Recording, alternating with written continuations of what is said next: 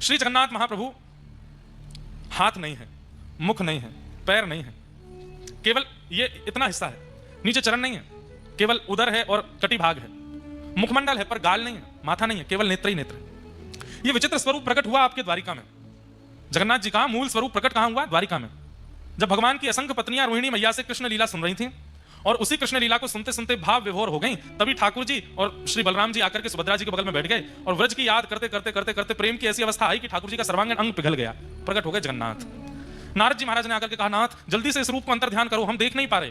ठाकुर जी बोले, नहीं, ये रूप ऐसे ही रहेगा और कालांतर में इंद्रद्युम्न राजा की तपस्या की सफलता के लिए जगन्नाथपुरी में प्रकट होगा और पूरे विश्व को यह बताने के लिए प्रेम किसे कहते हैं, प्रेम की अवस्था कैसी होती है, प्रेम की अवस्था में मैं भक्तों के लिए कैसे पिघल जाता हूं, ये बताने के लिए मैं प्रकट होऊंगा और जगन्नाथपुरी में विराजूंगा। जगन्नाथ भगवान जब विराजमान हो गए तो दूर दूर तक उनका यश हुआ, लोग दर्शन करने के लिए गए। उसी बीच में गोस्वामी तुलसीदास जी महाराज भी दर्शन को पहुंचे। गोस्वामी जी महाराज पहुंचे, बड़े प्रसन्न थे कि भैया हमारे महाप्रभु जगन्नाथ जी विराज रहे हैं, इनका मैं दर्शन तो करूं। जैसे ही दर्शन के लिए पहुंचे, दर्शन करके गोस्वामी तुलसीदास जी महाराज ने जैसे देखा हाथ नहीं है, पैर नहीं है, मुखमंडल पिघला हुआ है, सर्वांगीण अंग, देख करके उनके हृदय को इतनी पीड़ा हुई, रोए, चरणों में गिर करके रोए, बोले, नाथ मैंने तो सुना था कि आपका ऐसा अद्भुत स्वरूप, पर इस स्वरूप को देख करके तो मैं अत्यंत व्याकुल हो रहा हूं, क्षमा करें भगवान, अब मैं अधिक देर तक आपके इस रूप का दर्शन नहीं कर पाऊंगा। और प्रणाम करके श्री गोस्वामी जी महाराज वहां से निकल करके चले गए, बोले अब हमारा अंतिम प्रणाम है जगन्नाथपुरी, अब मैं कभी नहीं आऊंगा। क्यों? क्योंकि यहां आकर के मैं ऐसे स्वरूप को नहीं देख पाऊंगा। रात्रि में सोए तो इतने में स्वप्न में ठाकुर जी प्रकट हो गए। राघवेंद्र सरकार प्रकट होकर के बोले, हमारे स्वरूप का दर्शन करके तुम रोए क्यों और तुमने ऐसा प्रण क्यों लिया कि तुम दोबारा जगन्नाथपुरी नहीं आओगे? गोस्वामी तुलसीदास जी बोले, भगवान कहां मैं आपके रूप का वर्णन कैसा करता हूं? नव कंजलोचन, नेत्र कैसे हैं? कमल जैसे। कंज मुख, मुख कैसा है? कमल जैसा।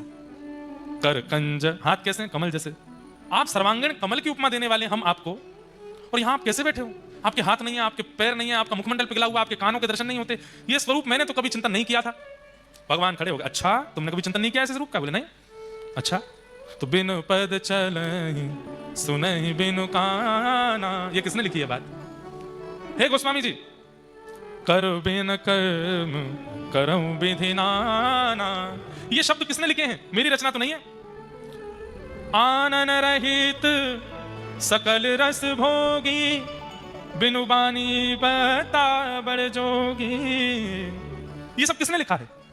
आप लिखते हैं कि मैं बिना पैरों के चलता हूं, बिना आंखों के देखता हूं, बिना हाथों के सारे काम करता हूं, बिना जीव के बोलता हूं, सब कुछ तो आपने लिखा है। फिर ऐसे रूप को देख करके, आपकी ही रचना के रूप को देख करके घबरा क्यों रहे हो? गोस्वामी जी के तो रोम रोम रोने लगा, नहीं नहीं नहीं भगवान, गलती हो गई मुझसे, अरे ये रचना तो मैंने ही करी है। बोले कि तुम्हारी रचना से ही जगन्नाथ प्रकट हुए हैं।